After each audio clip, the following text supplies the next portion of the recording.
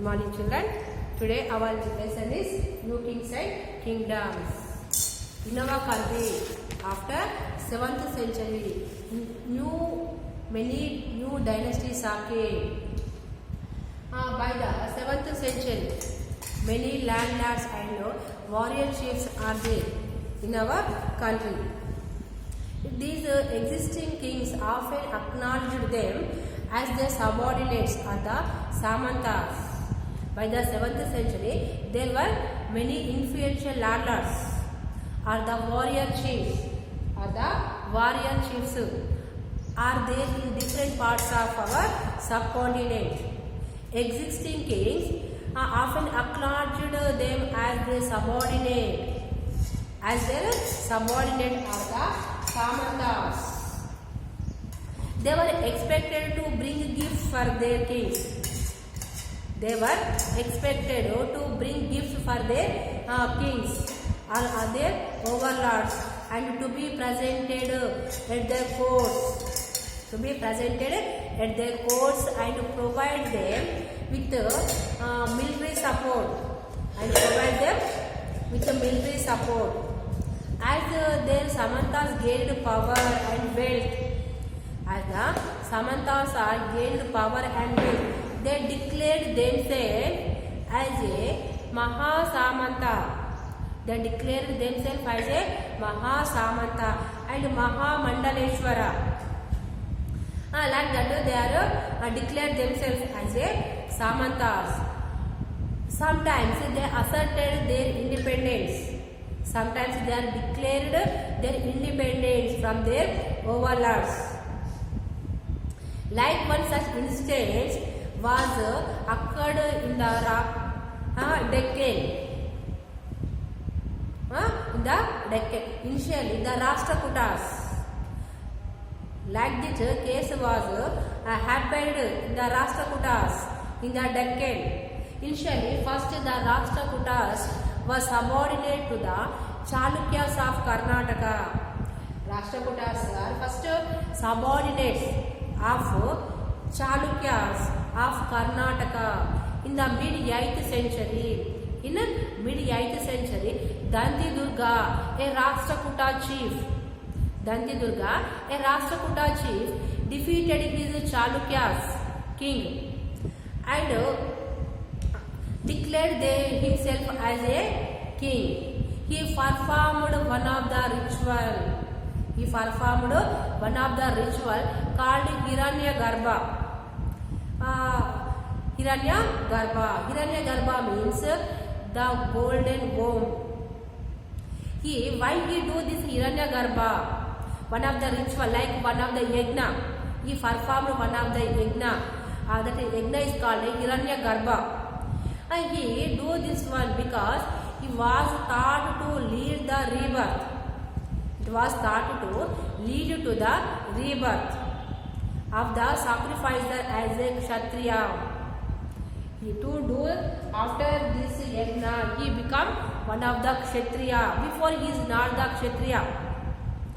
After he do this yajna, he become one of the Kshatriya. Even if he was not a Kshatriya by birth. After this yajna, he become the Kshatriya. That is why he do Hiranyagarbha.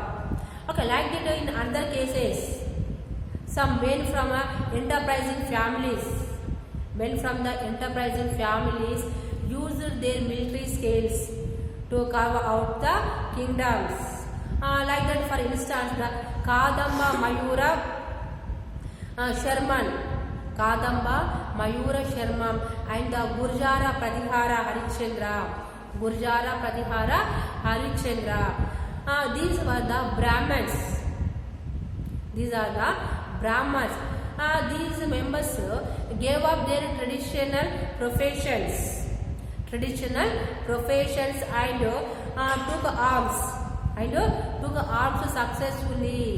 took arms successfully in establishing the kingdoms in Karnataka and Rajasthan.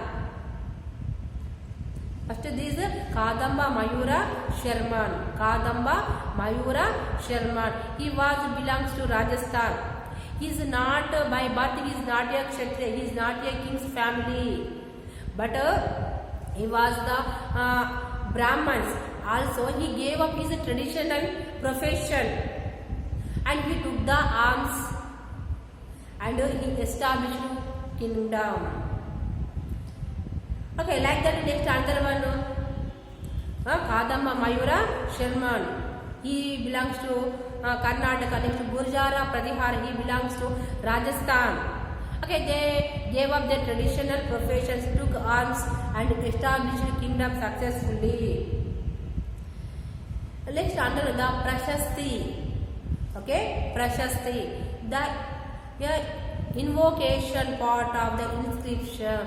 The invocation part. Invocation part means starting part. First part of the inscription. First part of the inscription is first part of inscription. Inscription is called as a Prashasti. As called as a Prashasti is called as a Prashasti. The invocation part. Invocation part at the first part of the inscription is Prashasti. But what is inscription? What is the inscription? Inscription means one of the stone pillar. Stone pillar. Okay, in that pillar, some kings are writing some matter. Okay, that inscriptions. What they are saying? This Prashasti contains the details about the ruling families. Prashasti containing the ruling families such as their preceders and the period which they belong to. They also contain the enormous the rulers and their achievements and their writing. In the Prashasti, inscription means one of the stone pillar. That first part of that is called Prashasti. This Prashasti contains about the ruling family and their preceders, their ancestors, and the period which they belong to, and what are the achievements. All are writing in the Prashasti. But they tell us about the how rulers wanted to depict themselves. Okay, it is also tell us about how rulers wanted to depict themselves. Okay, that also saying there. For example, synonym, the violent, victorious warriors. Okay, in the matter they are saying very widely. For example, sometimes they are saying violent or the victorious warriors. Okay, these Prashastis were composed by learned Brahmins. These Prashastis were composed by the Brahmins who occasionally helped in the administrations. Okay, they are writing these Prashastis. Okay, how they are writing? They are praising their kings. Generally, they are praising their kings and they are writing about the kings. Okay, like one of the Prashasti. Okay, that Prashasti is written in the Sanskrit. It is we found when we are excavated some places, we find one of the Prashasti. That Prashasti is written in the Sanskrit. It is found in the Gwalior. It is found in the Gwalior, Madhya Pradesh.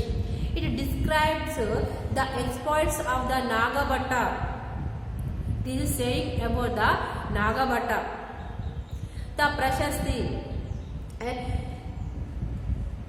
It is telling Nagabhatta, he was one of the Pratihara king. Nagabhatta is the Pratihara king. The Prashasti is saying about the king. The kings of Andhra, Saindava, Vidarbha. Vidarbha is the part of Maharashtra. And Kalinga. Kalinga is the part of Odisha. Fell before him. Fell before him, even as a prince. Before, when he was not a king, even as a prince only, the kings of Andhra, Saindava, Vidarbha and Kalinga, all the kings fell before him. Means what here? The king is a very warrior king. He is one of the famous king. He defeated the king of Vanga. He defeated the king of Vanga. Vanga means part of Bengal. Next, Anartha, part of Gujarat. Malwa, part of Madhya Pradesh. Kirata, forest peoples. Turushka, Turks. Vatsa, Matsya. Like it, so many kings he defeated. He defeated like the so many kings. He won a war over Chakrayudha. He won a war over Chakrayudha. Chakrayudha means he is one of the ruler of Kanauj.